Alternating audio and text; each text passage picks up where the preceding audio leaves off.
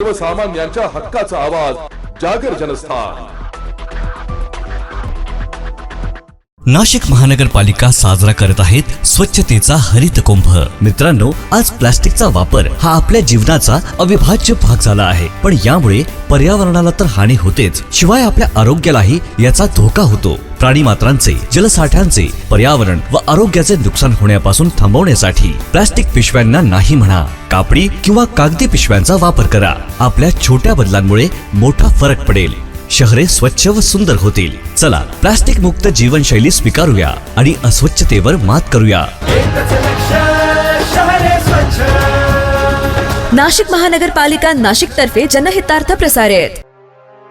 भर उन्हात काकांनी शाळेच्या शिक्षकांचे रस्त्याच्या दुरुस्तीसाठी रास्ता रोको आंदोलन। वर्षभरापासून तक्रार देऊनही प्रशासन उदासीन। यापूर्वी रस्त्याच्या मागणीकरिता शेकडो शालेय विद्यार्थी घेऊन आमदार हरीश पिंपळे यांना केली होती मागणी।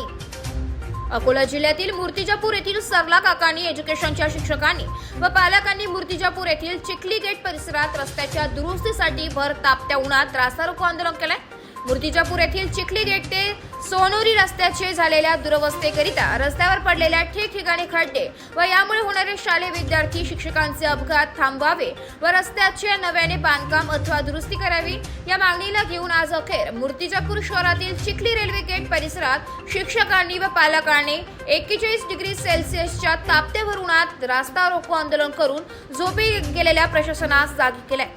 येथील शिक्षकांच्या सांगण्यानुसार सदर रस्त्याची कित्येक दिवसांपासून दुरवस्था झाली असून रस्त्याला ठिकठिकाणी मोठमोठे गड्डे पडले असल्याने या मार्गावर अनेक वेळा विद्यार्थ्यांचे व शिक्षकांचे अपघात झाले। याकरिता शाळेच्या वतीने आमदार हरीश पिंपळे व प्रशासनाकडे वर्षभरापासून निवेदन देऊनही या रस्त्याचे साधे दुरुस्तीचेही काम झाले नसल्याची खंत यावेळी माध्यमांच्या प्रतिनिधींशी बोलताना सांगितले। तर आज अखेर प्रशासनाचे व लोकप्रतिनिधींची याकडे होत असलेले दुर्लक्ष व यांचे लक्ष वेधून घेण्याकरिता विद्यार्थ्यांचे पालक व स्वतः सरला काकांनी एज्युकेशनचे संस्थाचालक व मुख्याध्यापकांसह शिक्षकांनी रास्ता रोको आंदोलन करून प्रशासनाचे लक्ष वेधून घेतले। अनोख्या प्रकारे तुम्ही आंदोलन करत आहेत, काय कारण आहे याच्या मागचं? आम्ही 4 वर्षापासून बघतोय रस्त्याच्या दुरुस्तीसाठी आम्ही वारंवार प्रशासनाकडे पाठपुरावा केला, अनेक जणांना भेटलो, पत्रव्यवहार केले, ईमेल केले, पण काहीही फायदा झाला नाही। हा रस्ता अतिशय खराब असल्यामुळे रोज आम्हाला त्रास होतो। आम्हाला तर जाऊच द्या, जे आमचे 1000 मुलं रोज येणं जाणं करतात त्यांना अतिशय त्रास होतो। कित्येक वेळा ते पडतात सायकलवरून आणि ऍक्सिडेंट होतात। तर या सर्व गोष्टी टाळता याव्या म्हणून आम्ही रस्ता दुरुस्तीसाठी हा आंदोलनाचा प्रकार मार्ग पत्करलेला आहे।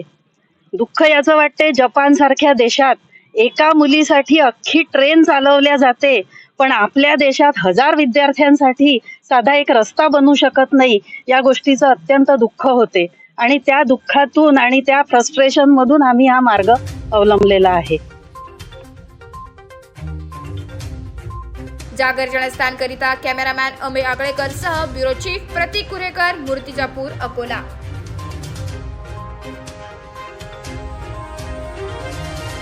नाशिक महानगरपालिकेच्या सार्वजनिक आरोग्य विभागाच्या वतीने जाहीर आवाहन। गुइलेन बॅरे सिंड्रोम अर्थात GBS ला घाबरू नका, पण दक्षता घ्या। पाणी उकळून प्या, स्वच्छ आणि ताजे अन्न सेवन करा। शिजलेले व न शिजलेले अन्न एकत्रित ठेवू नका। लक्षात ठेवा, अचानक पायात किंवा हातात कमजोरी किंवा लकवा, चालताना त्रास किंवा अशक्तपणा, बऱ्याच दिवसांपासून डायरिया अशी लक्षणे आढळल्यास त्वरित डॉक्टरांचा सल्ला घ्यावा व तात्काळ उपचार सुरू करावा। सार्वजनिक आरोग्य विभाग, मनपा नाशिक द्वारे जनहितार्थ प्रसारित।